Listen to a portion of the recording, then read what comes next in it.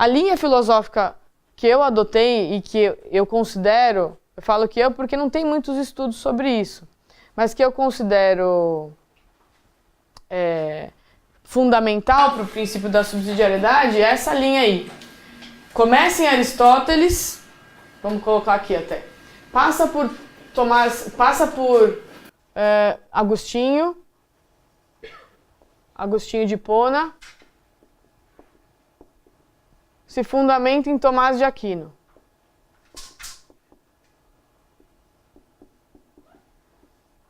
Aí depois eu vou colocar os seguintes aí, né? Mas depois a gente já viu ali o Antônio de Genovese,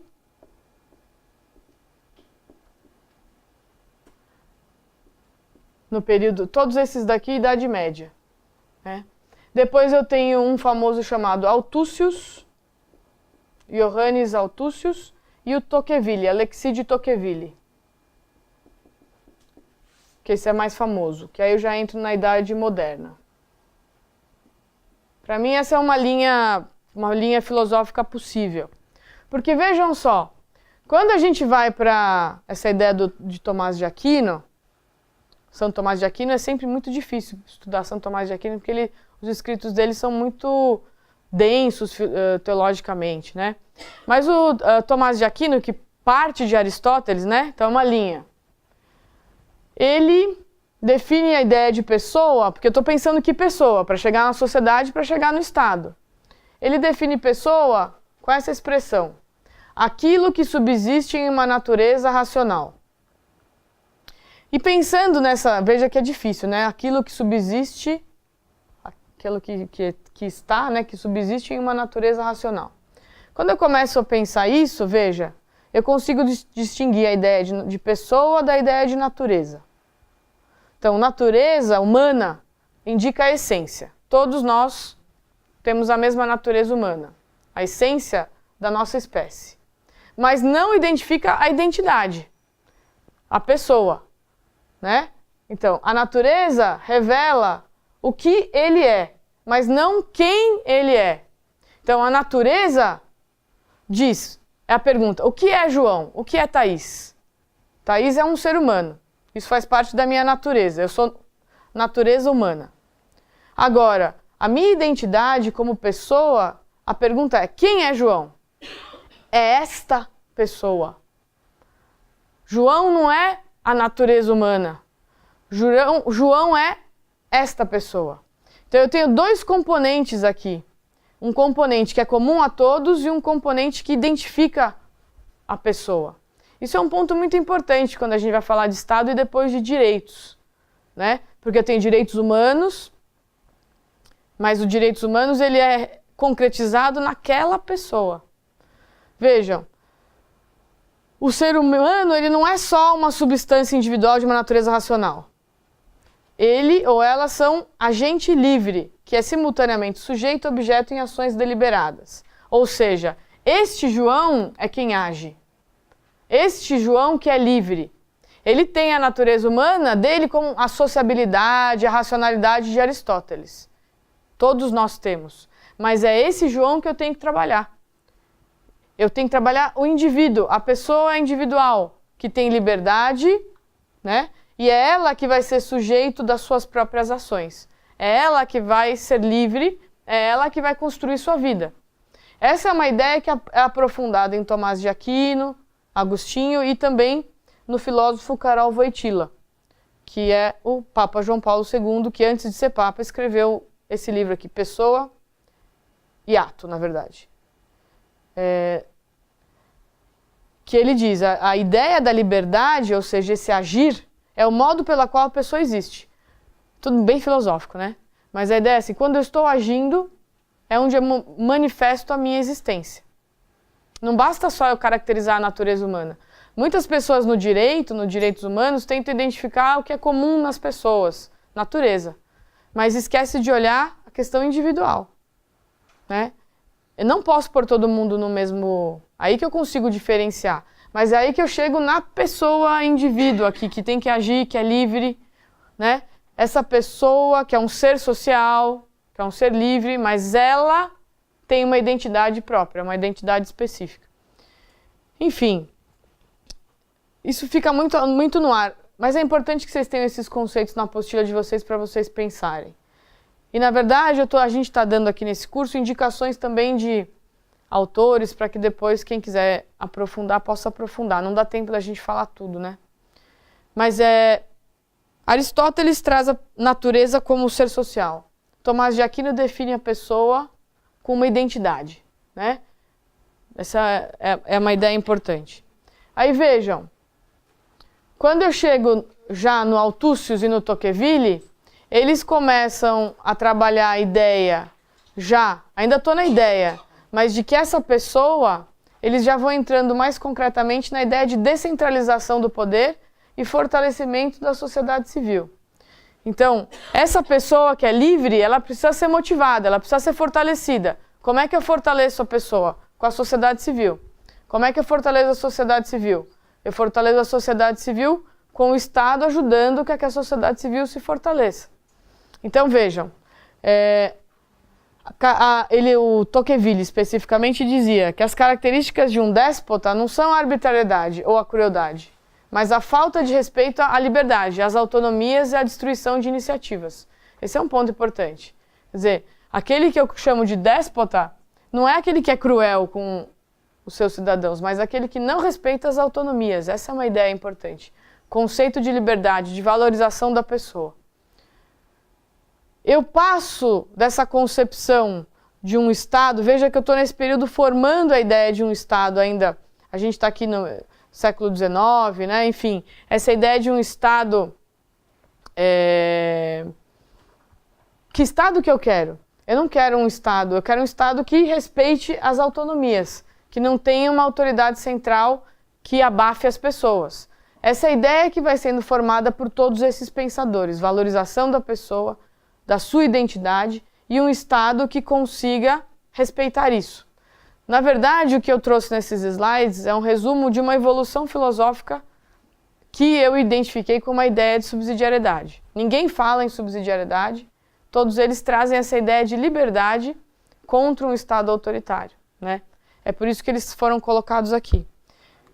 Pode falar. Aquela última citação ali, que é o Tocqueville, da democracia o Tocqueville, o livro mais famoso dele se chama A Democracia na América, né? São 2 volumes e depois eu posso te dar exatamente aonde está. No meu livro eu tenho um capítulo sobre o Tocqueville, que é interessante, né? Um poder central, por mais que se possa imaginá-lo civil e sábio, não pode abranger sozinho todos os detalhes da vida de um grande povo.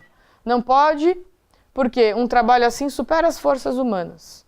Quando quer criar e fazer funcionar, apenas com as suas forças, tantos elementos diferentes, ou contenta-se com um resultado muito incompleto, ou esgota-se em esforços inúteis, né? Que acho que essa é a ideia. O Estado não pode querer fazer tudo, né? O Estado, a ideia é suplementar as pessoas. Por quê? Seja porque você sabe filosoficamente, por Aristóteles, Tomás de Aquino, que a pessoa precisa desse campo de desenvolvimento, ou seja porque você acredita que essa ideia de descentralização é fundamental para a pessoa crescer, né? O que eu estou tentando trazer aqui para vocês é um fundamento filosófico dessa ideia, né? Eu até tinha passado para eles, aqui na oficina, eles têm o capítulo 1 do livro que eu publiquei inteiro é sobre esse fundamento todo. Eu mandei por PDF, né? Então, vocês vão ter o capítulo 1, mas é bem filosófico, essa fundamentação filosófica. Os outros capítulos eu vou entrando mais no concreto, mas é bom porque aí vocês têm todas as referências dos autores, enfim. Não sei aqui quem estuda a fundo esse tema, mas é uma boa provocação aqui. Muito bem. E aí o que eu disse, né? Surge essa ideia de subsidiariedade, que é pessoa social, né? A polis para realizar a pessoa, fazer a vida boa, a vida feliz, né? A não existência de déspotas. Quer dizer, todas essas ideias filosóficas que foram sendo formadas, a reciprocidade, se transformam em princípio da vida social, princípio filosófico e social, na encíclica do Papa Pio XI. É aqui que ela vira princípio. E vejam, daqui por diante, ela ilumina muitas constituições da Europa. A Constituição portuguesa, a Constituição italiana, a Constituição alemã assumiram esse princípio nas suas constituições. Mais ainda, a União Europeia, toda essa evolução da União Europeia é baseada no princípio da subsidiariedade, né? Tem como artigo na Constituição Europeia o princípio da subsidiariedade. Quer dizer, a ideia de eu construir uma união, de eu fazer um crescimento dos países com base nesse princípio ficou muito presente na Europa. E no Brasil, alguns políticos foram muito firmes no desenvolvimento dessa ideia, né? Nós temos aqui, eu trouxe o André Franco Montoro, todos nós já ouvimos falar, ele foi governador de São Paulo, foi senador, já falecido, né? E ele era um dos que batalhava pelo princípio da subsidiariedade no Brasil. Ele tem essa frase que eu também tirei de um livro, que eu não trouxe aqui, mas também tem como, naquele capítulo tem para vocês. Mas olha o resumo que o André Franco Montoro faz, um político brasileiro, do que é o princípio da subsidiariedade. Vejam só, que eu acho que é bem esclarecedor. É um princípio de bom senso, que é verdade, né? A gente pensa até na nossa funcionamento da nossa casa, é um princípio de bom senso. Tudo o que puder ser feito no município deve ser feito por ele. O que não puder, o Estado vem em auxílio. E o que o Estado não puder, a União subsidia. Essa lógica aqui que a gente colocou. Parto do princípio de que tudo o que puder ser feito por uma entidade menor não deve ser feito por um organismo maior. É o governo mais próximo da população. E aí, eu menciono alguns princípios. Primeiro, ele repete, tudo aquilo que puder ser feito pela própria sociedade deve ser feito por ela. Quando ela não puder fazer, o Estado interfere.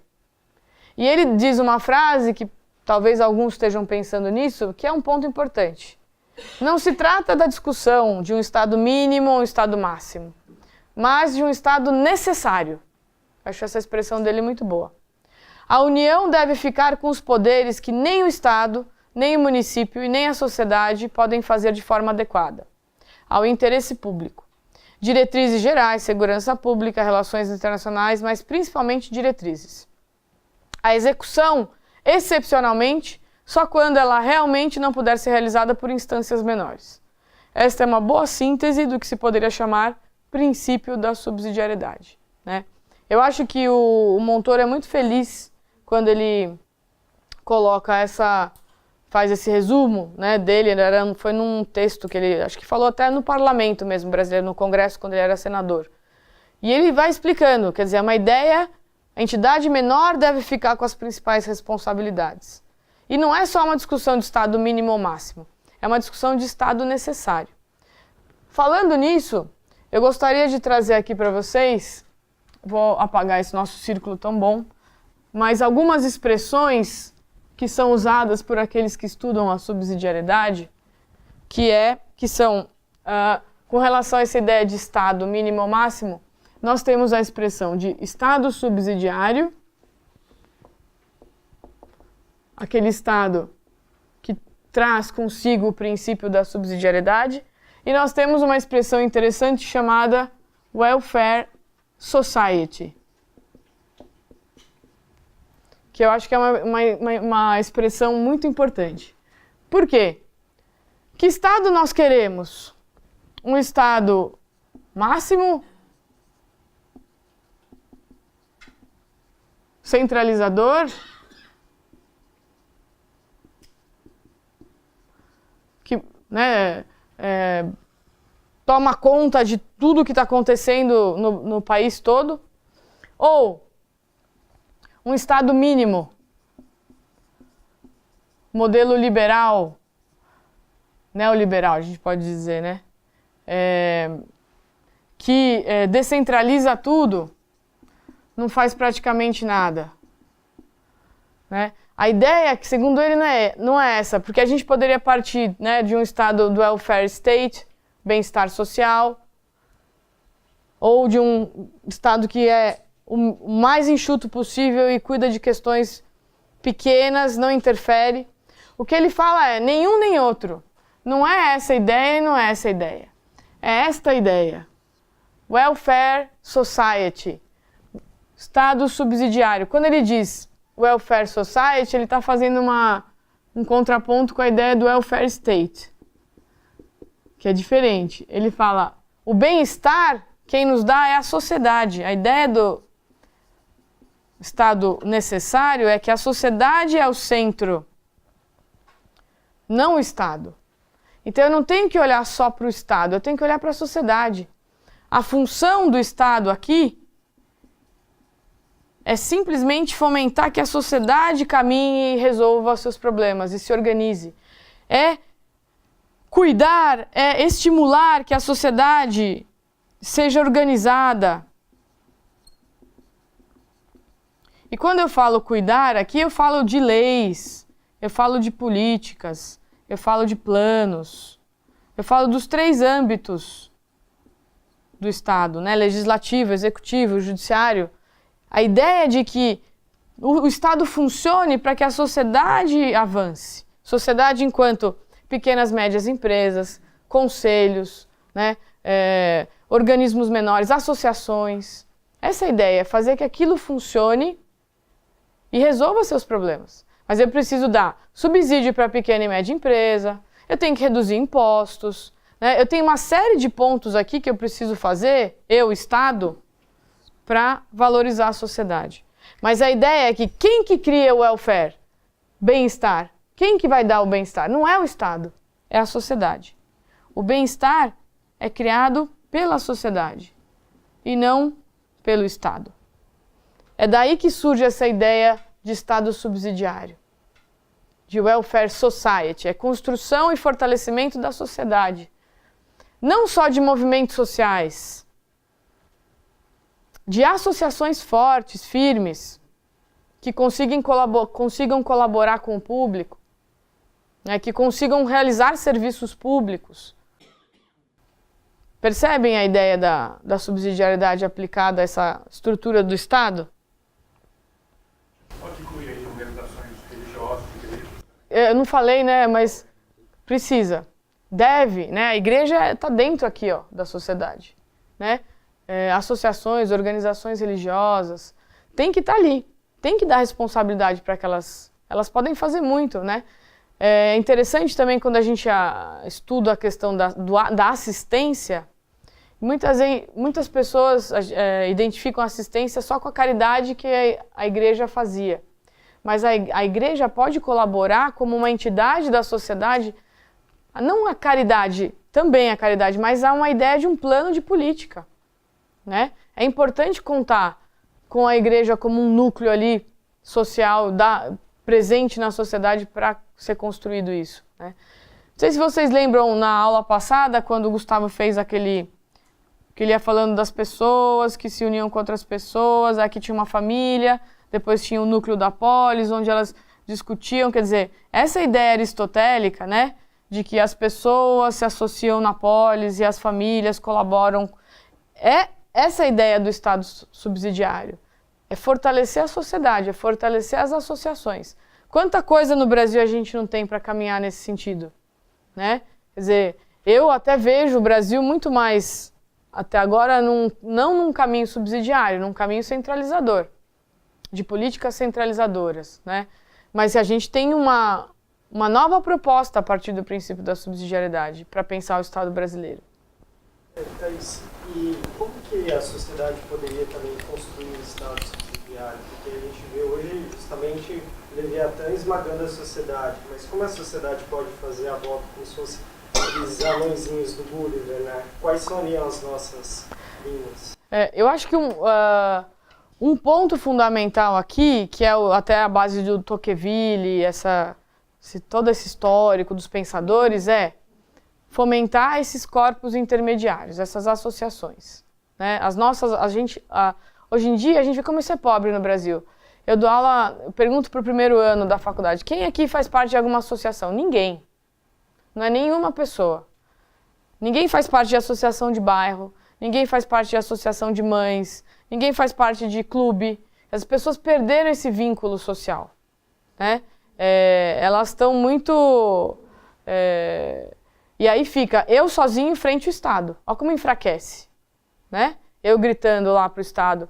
Agora, o fato de eu poder me organizar, mobilizar grupos, isso eu acho que é um ponto que está ao nosso alcance enquanto sociedade. Fomentar grupos e associações, fortalecer a sociedade. Eu acho que esse é um ponto importante e, claro, tentar trazer essa discussão, trazer a pauta do princípio da subsidiariedade para as prefeituras, para as audiências públicas, para vereadores que possam discutir sobre essa questão, né? Eu acho que mas, acima de tudo, essa discussão em associações, em núcleos. E na universidade, que para mim é um grande locus de participação, assim mesmo, né? Vamos lá. Pode falar, Éder. Só quero, antes de perder o gancho, só quero citar um exemplo. Eu quero muito acreditar que não aconteceu por acaso, porque foi hoje, né? E quero convencer todos vocês de que tem tudo a ver com o que está sendo falado aqui. Que é, de manhã, eu tive a oportunidade numa reunião de conhecer um grupo de pessoas que não estão absolutamente ligadas ao governo em esfera nenhuma, nem municipal, nem estadual. E faz 3 anos que eles decidiram se reunir uma vez por mês para distribuir alguns itens para pessoas em situação de rua. E eu enxergo muito do que a gente está debatendo aqui, primeiro por uma questão. Antes de decidir que eles iriam levar sopa para a população em situação de rua, ou cobertor, eles primeiro tiveram um período de diagnóstico, conversando e perguntando o que vocês precisam.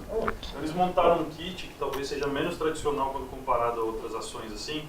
Ao invés de cobertor e sopa, eles levam escova de dente, meia, pasta de dente, sabonete e camisinha. Que é o que a população em situação de rua pediu para eles. E hoje, nessa situação em que eu os conheci, eles vieram pedir ajuda do Estado. E a ajuda deles era muito simples. Olha, tem um grupo de voluntários que em 3 anos já soma entre 150 e 200 pessoas que acreditaram na minha hipótese, na minha proposta. E eu só preciso que você abra 2 banheiros para que eles utilizem enquanto a gente está empacotando as doações. E o Estado vendo aquilo já pediu, olha, mas como é que vocês estão seguindo a Política Nacional de Assistência Social? Vocês estão seguindo tal protocolo? Vocês estão seguindo isso, aquilo? Aí o cara, não, calma, eu só quero banheiro. Não preciso ainda, não cheguei nesse nível ainda. Eu estou atendendo, eu estou cumprindo a minha missão. Você pode falar até se vocês quiserem seguir uma linha assim, né? Enfim, mas... Eles começaram um diálogo do tipo, olha, eu posso te ajudar a fazer um diagnóstico, mas o meu grupo, ele se reúne para chegar até aqui. A nossa ação social, a nossa ação política, a gente entende que termina aqui, ou por enquanto continua aqui, né? E na hora eu fiquei pensando, pô, hoje à noite tem aula da Thaís, né? E acho isso que mesmo. eu me senti enxergando isso, né? Mas tinha um pouco do, muito mais por cultura, tinha um pouco do Estado, olha, tem algo sendo feito que eu não estou participando. E ao invés de pensar, tudo bem, né, tem mais gente que bom, né? fazendo política pública sem necessariamente ser governo. Mas no primeiro momento a gente tem que avisar os profissionais para seguir o protocolo. Capaz até de proibirem eles de atender, né, depois, dependendo de como chegar a isso lá. Eu só quero banheiro, 2 banheiros. Né? Eu só não quero que as pessoas... E aí pode se começar um diálogo, né, com a prefeitura, enfim, até para... Mas enquanto dialoga, abre o banheiro, né, tipo, pra gente começar... Mas então, eu acho que esse é um ponto, essas riquezas que tem na sociedade, só fazer um parênteses e já passo a palavra, mas queria que vocês percebessem que nós temos um vício aqui no Brasil de dizer o seguinte, a sociedade faz porque o Estado não faz. Não é isso a subsidiariedade. A subsidiariedade eu faço porque eu me sinto responsável. Né? A prefeitura pode ter políticas com mendigos ou pessoas de rua.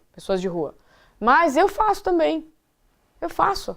Porque eu me realizo fazendo, eu volto para casa animar. Isso faz bem, não é só porque faz bem para mim, que tô lá no meu mundinho, mas é no sentido de participação. Lembram do conceito lá, vida ativa, participação? Quer dizer, então, aquela ideia da dona Nazide lá, né? A dona Nazide cuidava da creche, não só porque o Estado não tinha creche lá, mas porque era a vida dela aquilo.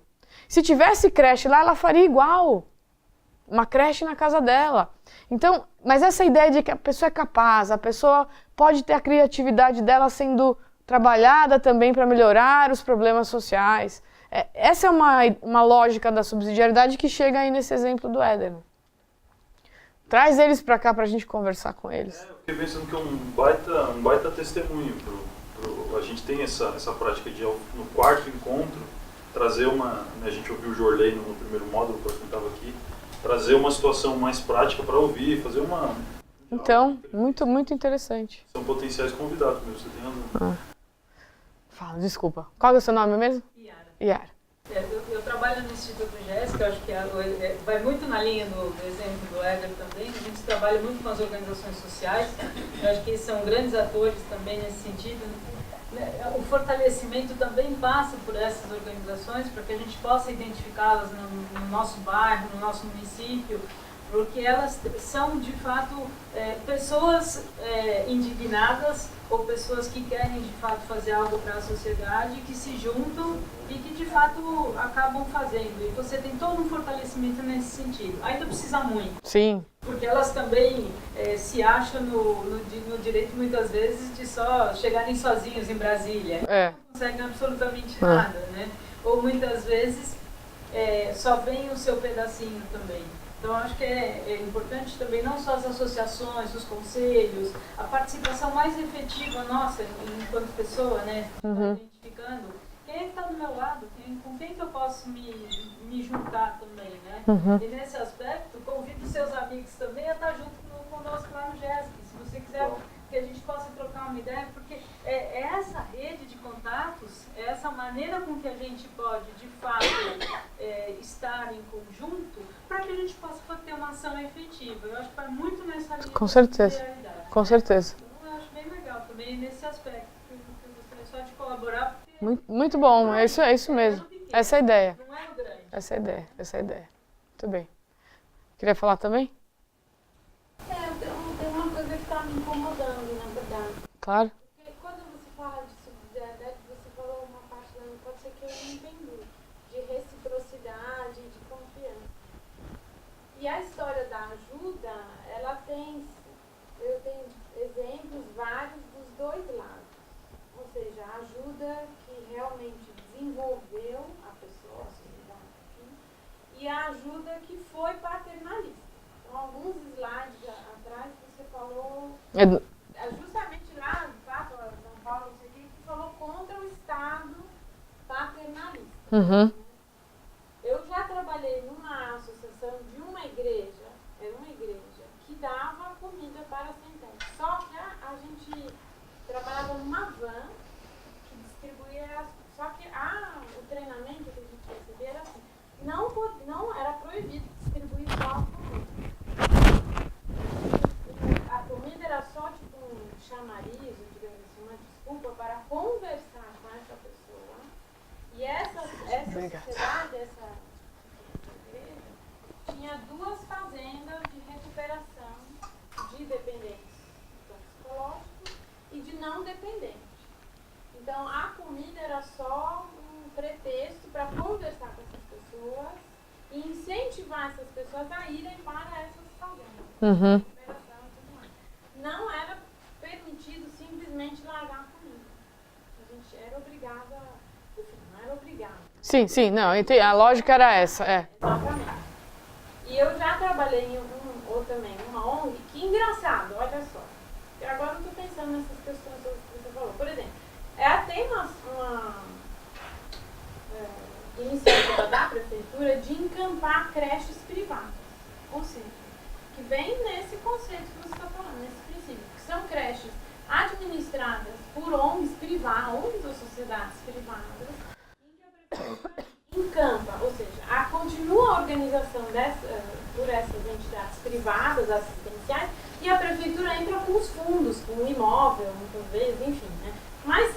Isso aqui em São Paulo?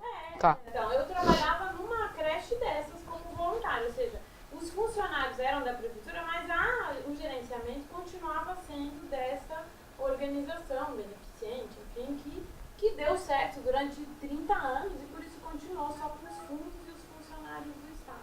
Mas nessa mesma creche, tinha assim, durante alguns anos, o uniforme das crianças era proporcionado por essa associação, organização. E aí, quando eu entrei lá, eles falaram assim, não, agora mudou a regra uns anos atrás. Os pais são obrigados a pagar R$20 pelo kit uniforme, que eram 2 calças, camiseta e não sei o quê. Eu falei, mas R$20 não paga nada, né? Que mesquinharia. Por que cobrar R$20 das pessoas? Não, porque quando a gente não cobrava, era uma calça por semana.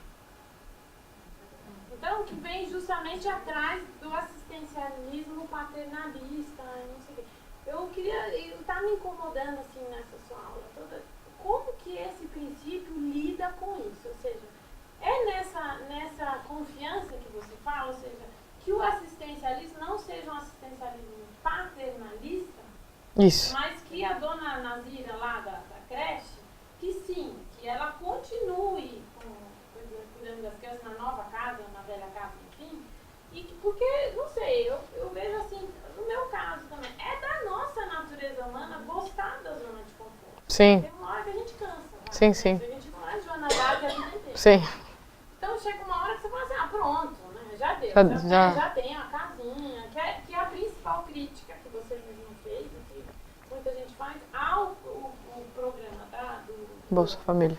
Bolsa Família, Minha Casa Minha Vida, todos os programas assistencialistas, ou seja, aonde é que o assistencialismo é uma alavanca e aonde ele se torna uma âncora. Uhum. Então, mas eu acho que essa... Qual que é o seu nome? Estela. Não! Então, mas é isso que incomoda mesmo. Porque esse é o ponto. E assim, é um aprendizado, mesmo para a igreja. Né? Não é porque os papas falaram isso que as organizações da igreja funcionam. Elas podem muitas vezes ser até paternalistas, né, na forma de desenvolver. Não a ideia, o princípio da subsidiariedade é uma coisa muito a ser trabalhada, digamos assim, porque a nossa posição inicial, Estado e até mesmo as próprias organizações não é essa. Né? Primeiro, você se ancorar no Estado. Quantas organizações também não ficam ali no Estado só mamando no Estado e também não resolvem o problema? Exatamente, e também não é essa a ideia. Exato. Também não é. Exato. Exato. Agora, é muito difícil, acho que quando a gente chega no concreto, esse é o ponto para discutir a subsidiariedade, né? Quer dizer, até que ponto, por exemplo, você tocou nessa questão das creches, né? Fui procurada, assim, porque viram que eu trabalhava com subsidiariedade, uma associação de creches privadas do estado do Rio de Janeiro me ligou, né, para resolver um problema deles. Por quê? A prefeitura realiza um convênio com eles que, segundo eles, tira a liberdade da creche. Né? Então a prefeitura fala, eu te ajudo num valor por criança, só que você tem uma série de condições que você tem que seguir. E para eles a prefeitura não pode pedir essas condições porque não estaria sendo subsidiária. Para se definir isso é um limite muito difícil, porque por um lado a prefeitura tem um todo para organizar, mas por outro a ideia quando ela faz um convênio com um privado ou uma entidade de assistência é ajudar, mas sem tirar a autonomia, sem tirar a liberdade daquela entidade. Você parte do princípio de que a entidade sabe o que é melhor para ela. Você parte do princípio, porque ela é privada, certo? Ela, por exemplo, se é uma entidade de uma creche católica, né? Então, tem lá as estátuas, as coisas, todo mundo reza antes de começar. Ela é privada, ela optou por aquilo. O Estado, quando faz um convênio com ela, pode ajudar, mas tem que manter essa identidade. Ele não pode falar, eu só te dou dinheiro se você parar de rezar o Pai Nosso. Ou tirar todas as estátuas porque aqui é um Estado laico. Isso estaria errado. Por quê? A creche é privada. A creche é privada. Tem que ser mantida a autonomia daquela creche, daquelas pessoas que estão ali. Claro, vai pôr na lista da prefeitura, vai uma criança lá que não é católica. O que você vai fazer? É uma dificuldade, mas o Estado não pode obrigar a creche a entrar em todas as regras, porque ela não é pública, ela é privada, está colaborando. Mas é muito tênue essa questão, porque o Estado vai dizer também, então, se você não quer nas minhas regras, você não faz o convênio. Mas se eu não fizer o convênio, não tem dinheiro. Né? Então, essa questão das creches é um dilema complicado. E está sendo muito discutido. Aí tem uma briga enorme entre creches e Estado. Mas o que eu acho que a creche, dentro de um limite, ela tem que tentar manter a sua autonomia, né, e colaborar com o público. Claro que tem que colaborar. E o público tem que tentar, dentro do possível, ajudar e manter a autonomia e liberdade daquele privado. Mas é difícil, né? É um aprendizado. A gente está ainda discutindo esse tipo de política. O princípio da subsidiariedade, na teoria da subsidiariedade, né? Conceito. Ele trata essa questão ou ele também deixa em aberto? Ou seja, quando você fala de reciprocidade, de confiança, é isso que você quer dizer? É isso. Porque, por exemplo, eu posso, agora pensando, vem na cabeça um monte de exemplos. Sim. Né? Esse rolo agora da educação com o Estado, Alckmin, as escolas, não sei o quê. Tá bom, precisa reorganizar. Mas aí é que nem você falou, que nem chegar nas fábricas, passa um trator e agora vai Exato. ser diferente. Então é o que ele fez aqui, aí deu um mau rolo. Mas tudo bem, agora vai ficar uma queda de braço e tal, mas que é preciso reorganizar, quer dizer, o Estado tem esse... Até é uma ajuda, né? Claro. Reorganizar deve ser uma ajuda. Então, nesse caso, o papel do Estado é cada vez mais, ele tem que formular suas políticas ouvindo entidades da sociedade. Normalmente se faz isso, audiências públicas, se convoca, se conversa, mas tem que ser isso cada vez mais, né? E aí se não foi certo, se volta, se corrige. Eu acho que isso tem que, a questão do governo do Estado foi, ele fez algumas audiências, mas não agradou, então tem que rever, né? Porque essa é uma coisa que até esse pessoal da creche me mandaram um e-mail que eu achei exagerado, mas depois eu fiquei pensando, no fundo eles têm razão. Eles falam assim, o Estado está ao nosso serviço, não eu dele, né? É uma frase de quem está bravo, né? Tudo bem, tem o seu exagero, mas é uma lógica. Quer dizer, o Estado, aquele círculo, ele está dentro da sociedade. Mas ele está a serviço para o bem maior da sociedade. De todos, claro. Não posso favorecer. É uma creche especial. Com certeza. Uma escola especial que vai prejudicar os outros. Com certeza, né? É ele que tem que ter essa visão para poder definir as políticas. Isso também passa por uma questão até da própria educação, em termos do indivíduo também lutar pelas suas próprias escolhas. Eu acho que hoje também a gente vive num momento de que é confortável você ter alguém que cuide, ter alguém que lute pela sua segurança, tirando um pouco da sua liberdade, sabe? Eu acho que também esse papel autônomo, né, de você ser autônomo, de você ser o dono das suas próprias escolhas, tá? Eu acho que isso também passa por um papel muito mais pela educação também nossa, no sentido de ter mais crítica, de Com ser certeza. de fato mais autônomos diante da vida. Eu acho que também hoje a gente também vive esse momento de preparar melhor esse cidadão para esse princípio, de fato, ele poder acontecer na sociedade. E a gente vê também que como é difícil ser livre. Quer dizer, a liberdade não é um ponto... A autonomia e liberdade não é simples. Então tem muitos erros aí, né? Desde o que fala, eu faço o que eu quiser, estou falando até de organização, não estou falando nem de pessoa. A organização chega lá, fala o que eu quiser, não quero saber. Quer dizer, ela vai ter que também ser educada a entrar numa lógica de uma liberdade que está dentro de um contexto de bem comum, que foi a aula passada, né? Quer dizer, o Estado, se ele tiver uma clareza, ele vai ajudar a entidade a compreender um papel dentro de um todo, né? E vice-versa. Então, acho que eu tenho... É um aprendizado, não tem nada pronto ou definido. Mesmo quando a igreja estabelece, ela não chega na minúcia ali, no pequeno.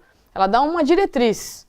E depois a gente tem que tentar trabalhar isso dentro de cada situação, de cada estado, de cada realidade, né?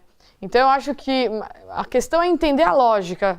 Depois, no caso concreto, a gente está tentando montar, até convidei a oficina, a gente está discutindo aqui na oficina, montar um observatório da subsidiariedade, que é um lugar de discussão. Quer dizer, vem esse grupo com aquele grupo da prefeitura, vamos discutir, vamos pensar o que é melhor sair daqui, como que a gente poderia fazer, vamos bolar, que tipo de política a gente vai bolar, né? Enfim, que tem esses núcleos no Estado, mas por que não fazer um núcleo desse na academia, na universidade, ou numa oficina municipal, por exemplo, numa entidade, numa OCIP, né, numa organização social, enfim. Eu acho que a gente precisa debater essas questões, né? No Brasil, a gente está no momento de uma crise que não dá tempo de debater muita coisa, né? A gente está mais preocupado, quer dizer, se é golpe, se não é golpe, se o que está acontecendo, quer dizer, tá uma questão muito... A gente está vendo uma crise complicada. nesse momento a gente não está conseguindo sentar muito para pensar em políticas. Mas é importante que a gente retome isso logo. Lugares dentro da sociedade onde a gente possa discutir formas alternativas de políticas, casos concretos, problemas concretos. A entidade está com esse problema, vamos ver o que fazer, chama a prefeitura, chama o Estado, quer dizer, vamos tentar ligar os pontos. Acho que é uma construção, estamos em construção. Acho que essa é a ideia, né? E por um lado eu te digo, para te consolar, que bom que isso aqui te incomoda. É para incomodar mesmo. Nós temos que ser pessoas incomodadas, né? Isso é uma coisa positiva, não é ruim, não.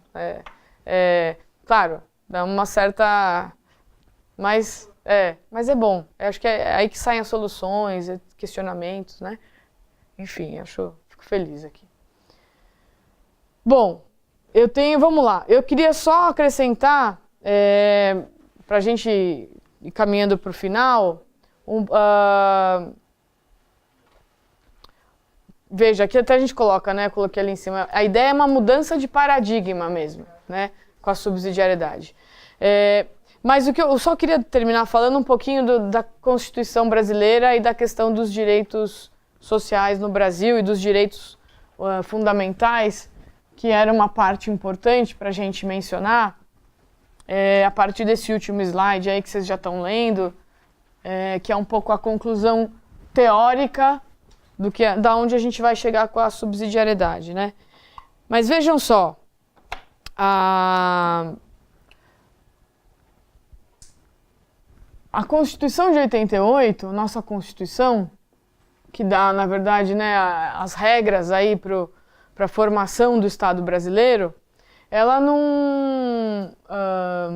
dá alguns sinais importantes, né? Por exemplo, nós temos no artigo 1º, inciso 3, a ideia que a dignidade da pessoa humana é o fundamento do Estado brasileiro, como fundamento do Estado. Essa é uma boa diretriz. Nós temos no artigo 3º, inciso 3, que eu até trouxe a Constituição aqui, vamos só para a gente ver direitinho aqui. Que o Estado brasileiro ele é fundado na erradicação da pobreza, na verdade o 3, o 4, enfim, e marginalização, redução das desigualdades, promoção do bem de todos, né? Então eu tenho uma ideia de bem comum aqui, eu tenho uma ideia de desenvolvimento, né, do país como um todo. E nós temos também no artigo 1º a ideia de que o Brasil é uma federação, que é um ponto importante. Já vou falar um pouquinho disso só para antecipar, para encaixar na aula do José Mário. E nós temos todo o título 2 da Constituição de 88, que o título 2 vai do artigo 5º ao 17, que tratam sobre direitos fundamentais. Onde o Estado brasileiro diz que todos são iguais perante a lei, garantindo a todos o direito à vida, liberdade, propriedade, igualdade. Isso é o artigo 5º. O artigo 6º fala em moradia, que são os direitos sociais. Então, dentro dos fundamentais, eu tenho direitos individuais, eu tenho direitos coletivos, eu tenho direitos sociais, tenho direitos políticos e outros, enfim, e outros direitos, né? Nos sociais é onde eu entro com esses direitos que dependem mais da ação do Estado, né? Educação, saúde, alimentação, trabalho, moradia, lazer, segurança, previdência, assistência aos desamparados. Esses são aqui os sociais, chamados sociais. A grande pergunta, olhando isso, a Constituição não fala em subsidiariedade, né? Ela fala esses pontos que a gente pode identificar e mais alguns outros. Mas a grande pergunta que a gente tem que fazer e que a gente faz hoje nas faculdades e na vida Não, quem tem que concretizar esses direitos? A quem cabe efetivar, concretizar esses direitos?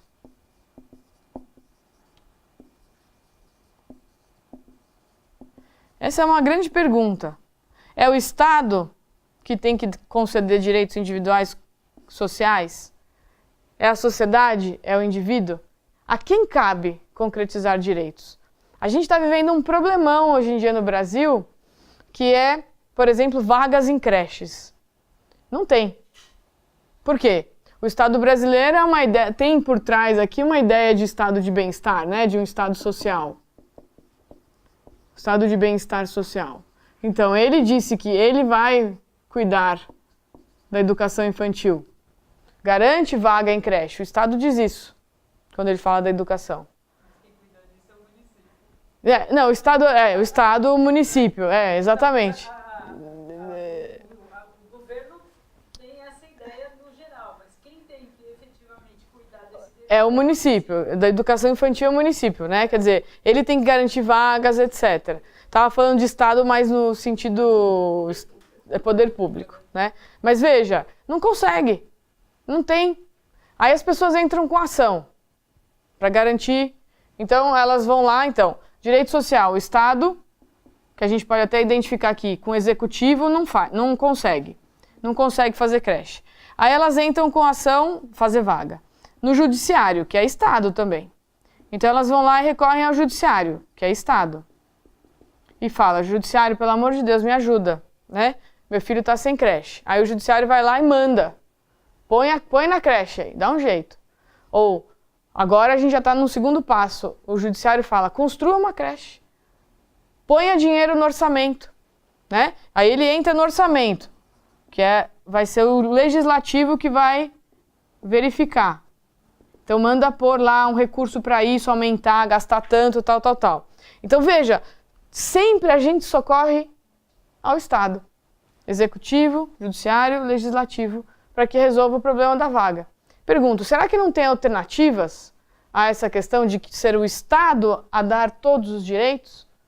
Né? Esse é um ponto que eu proponho no meu livro, que para mim é um ponto de grande discussão. A quem cabe concretizar os direitos? A todos. À sociedade organizada, ao particular. Então, por exemplo, né, a gente tem vamos pensar nessa questão do exemplo da creche, para a gente ir encerrando aí, né? Então, não tem creche. O Estado me garante o direito à educação, mas não tenho vaga. Eu entro com uma ação. O que o judiciário tem feito? Faça a creche. Muitas vezes não dá certo. Ponha recursos no orçamento. Muitas vezes não dá certo. Por que ele não faz uma questão? Prefeitura, estabeleça um convênio com uma escola privada, uma creche privada, e põe essa criança numa creche privada. E você subsidia, a palavra, subsidia o privado para atender uma demanda social.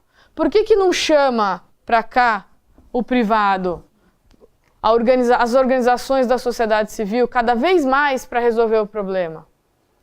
Tem que ser assim, gente. O estado de bem-estar social está falido no mundo. A Europa em crise. Não se consegue, no tamanho do Brasil, ter dinheiro. A discussão é orçamento. Não tem. Se não tem dinheiro, chama o privado. E o Estado se arranja, faz uma parceria, isenta de imposto, por exemplo. Isso é um absurdo que no Brasil a gente não tem uma política que o Estado, a União, pega dinheiro de imposto e repassa para o município. Por que já não faz, dá mais poder ao município de arrecadar, ou do privado de não pagar impostos e fazer? Fala para uma empresa, você administra um hospital e tem uma isenção de tanto, não paga tal tributo? Quer dizer, isso é um Estado subsidiário. Você dá condições do privado ajudar a resolver os seus próprios problemas, sem ter que ter o Estado dando todas as soluções. Então, para a gente chegar, quer dizer, até por causa do tempo, mas eu quero provocar mesmo vocês para saírem daqui, o pessoal não está nem aguentando, fica falando de tanto que tá. É isso aí, fiquem nervosos, bem assim, né? Sem dormir hoje à noite, porque a ideia é essa, quer dizer, precisamos buscar alternativas para concretizar direitos. Precisamos buscar alternativas para o judiciário exigir que o privado atue, que se façam coisas nesse sentido. Quer dizer, isso, só que a gente só vai chegar aqui, eu podia ter começado a aula de hoje aqui, Mas é importante que a gente entenda toda a lógica que está por trás disso. Uma mudança na visão de Estado, nas concepções, na ideia de que a pessoa é capaz, a sociedade é a base do Estado. Quer dizer, precisamos partir daquele antes para poder chegar aqui e propor alternativas para o Estado brasileiro. A gente precisa, não tem dinheiro para tudo, gente. E quem concretiza direitos? Todos nós. Privado, organizações da sociedade civil, os indivíduos e o Estado. O Estado precisa chamar. Se a sociedade, a gente não sabe por onde começar, quem está no Estado busca alternativas para favorecer isso daqui. Isso acho que é um ponto fundamental aqui da mudança, né? Essa ideia da sociedade civil mais forte, mais consciente, mais organizada, né? A ideia de governança, né? de melhor governança, de que a sociedade consiga colaborar, que seja chamada para isso, para concretizar os direitos. Então acho que a gente chega um pouco nesse ponto, tentando ligar rapidamente as duas pontas aqui nesse finalzinho de aula, né? Fala. Questão bem prática. Você acha possível concretizar isso aí dentro desse marco constitucional atual, onde o princípio não está enunciado de forma explícita? Não poderia ser interessante, por exemplo, introduzir uma emenda na Constituição definindo mais claramente esse princípio? Não, então, eu acho que não precisaria da emenda. A gente consegue se resolver sem a emenda. No livro, que também eu trabalhei bastante essa questão, que é como, que até a pergunta que a Yara, né, colocou, onde é que eu coloco a subsidiariedade aqui? Então, o primeiro ponto é no federalismo. Está implícita na ideia de federação, e o José Mário vai falar nisso, o princípio da subsidiariedade. A subsidiariedade, gente, como conceito, ela pode ser vista como subsidiariedade vertical e a subsidiariedade horizontal. Eu tenho dois aspectos da subsidiariedade. A vertical é a identificada com o federalismo, que é justamente essa ideia aqui, ó, né? Eu tenho União, Estados e município. Isso é o José Mário na semana que vem. Ele vai trabalhar a subsidiariedade vertical, federalismo, né? A horizontal é na sociedade propriamente dita. Então é empresa com organização social, poder público, eu até posso colocar aqui o Estado, com empresas, enfim. É nesse âmbito de parcerias na questão horizontal. Então, uma ideia é a própria ideia de federação que traz consigo a ideia de subsidiariedade. Depois, não sei se você é advogado, estudou direito, alguma coisa? Mas a Constituição tem um capítulo sobre as competências dos entes federativos. Artigo 21 em diante. 21 a 24, mais ou menos. Esses artigos definem, e o 30, que é importante, artigo 30, que fala do município. Quando a gente estuda essas, a gente vê que o sistema brasileiro ele é um pouco subsidiário em competências, tanto que a Yara lembrou, é o município que cuida da educação. Então eu tenho competências do município onde o Estado auxilia o município a realizar. Então eu tenho uma lógica subsidiária no Estado brasileiro, né? Daí eu vou pegar a ideia de dignidade e de bem comum para fundamentar isso, né? Claro, o ideal seria ter lá explicitamente, como tem na italiana, dizendo que os entes têm que ser subsidiários e tal. Mas eu acho que com essas ideias eu já consigo construir políticas de subsidiariedade. Eu não precisaria necessariamente estar explícito na Constituição, né? Enfim. Daria para a gente entrar em mais detalhes, mas acho que no tempo não dá. Mas acho que vai por aí. A Itália, vocês têm na Itália? Sim. Porque eu já tive um cliente que me falou uma coisa, já uns 20 anos atrás, que foi mais. Cara, quando você muda de um estado para um outro, de um município, de uma cidade para outra, existe um certo controle. Você não pode ir para uma cidade ou outra e tem que ver se aquela cidade tem condição de abrigar a família, se você está indo lá para um trabalho. Você não pode simplesmente sair de uma cidade para outra sem ter uma direção. Por que você está indo para a cidade? É isso? Existe um controle nesse sentido? Então, você controla, por exemplo, a população. Como aqui, a gente no Brasil não tem controle de nada. Eu vejo assim uma coisa muito triste, até uma organização aqui dentro de São Paulo. Você vê assim, se constrói prédio para tudo quanto é canto, não se olha a questão de população, número. Se aquele local tem condição de abrigar tudo aquilo, exato, é toda uma situação desorganizada. Eu fico olhando, dizendo, como eu moro aqui no Butantã, estou aqui do lado da Raposo Tavares e vejo uma série de trânsito. Ah, ali é um horror, né? Aí eu fico olhando tudo isso que você está falando, onde você olha uma sociedade que ela vai crescendo de uma maneira totalmente desregulada. Onde você vê um município que faz um monte de coisa, de repente vem um prefeito e modifica tudo, onde você pode construir um prédio até X andares aí que antigamente não podia. Aí não se olha que aquela população que está ali, que está vindo, não tem escola, não tem base, não tem nada. Então a gente fica vendo que as coisas vão se crescendo de uma maneira desordenada. Quando você vê que em outros países, pelo menos assim que eu escutei, pelas empresas às quais eu presto serviço, eu fico olhando isso, eu já trabalhei com grandes empresários que queriam fazer coisas para melhorar, para ajudar, e a gente vê que há toda uma dificuldade. Todas essas ideias aí, muitas coisas eu já assisti de perto. Onde realmente faz, eles querem fazer alguma coisa e tem uma dificuldade do próprio Estado que vira uma confusão. E a gente tem muito no Brasil a questão da uma burocracia estatal que atrapalha, né? Eu acho que, enfim, é muito interessante, né? Que você conversa com pessoas que estão trabalhando no poder público, elas têm a sensação de que é praticamente impossível também organizar. Quer dizer, o poder público oferece audiência pública, vão poucas pessoas. Por exemplo, eu acompanhei de perto o plano diretor de São Paulo, né? Foi um trabalhão, foi quase um ano de audiências, de discussões sobre o plano diretor.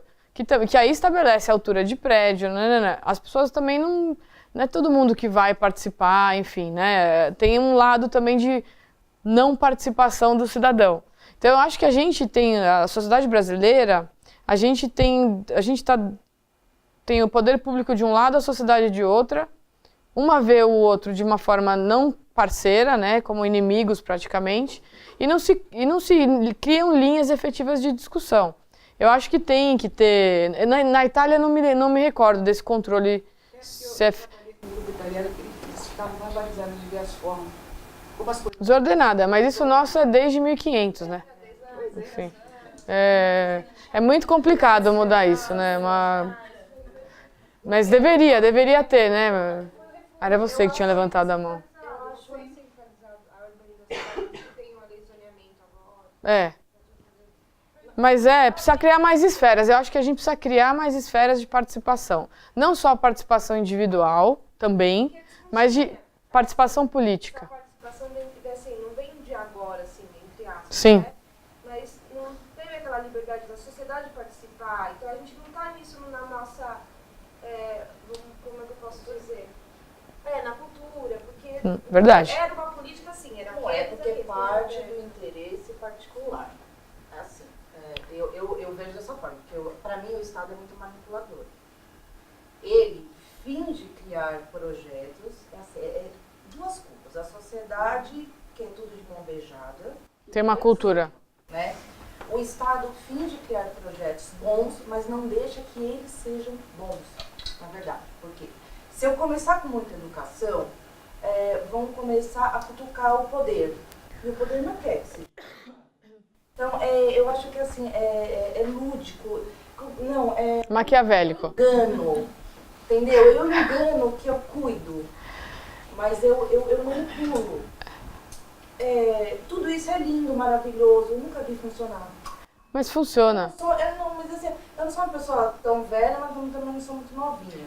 Eu não nasci... Não, é verdade, eu tenho 30 anos, mas assim, eu participei de muita coisa. Eu vi muita coisa, eu mexi em muita coisa. Eu fui escondida de um projeto no governo, porque o meu projeto apareceu mais do que o projeto do governo. Sim, e aí, olharam que assim, poxa, o projeto dela, vamos ir junto. Então, é uma questão muito complicada porque eu entro em poder, né, com a questão do poder, da questão da corrupção, que é uma coisa que a gente está discutindo muito hoje, né? Mas a questão de disputa de poder, né, a questão política propriamente dito, quando a gente entra no âmbito do Estado, é muito difícil mesmo.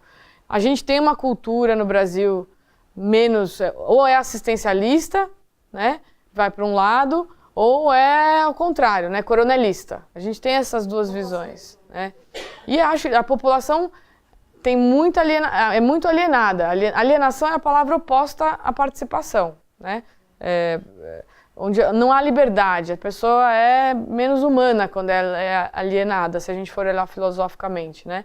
Mas a ideia é um desafio mesmo, né? De mudança de cultura e de educação. E educação também para a liberdade, e educação de cidadania, né? Claro, a gente cai na... Responsabilidade, porque é uma crise também de compromisso. Exatamente. As pessoas não querem participar porque isso dá trabalho. Claro.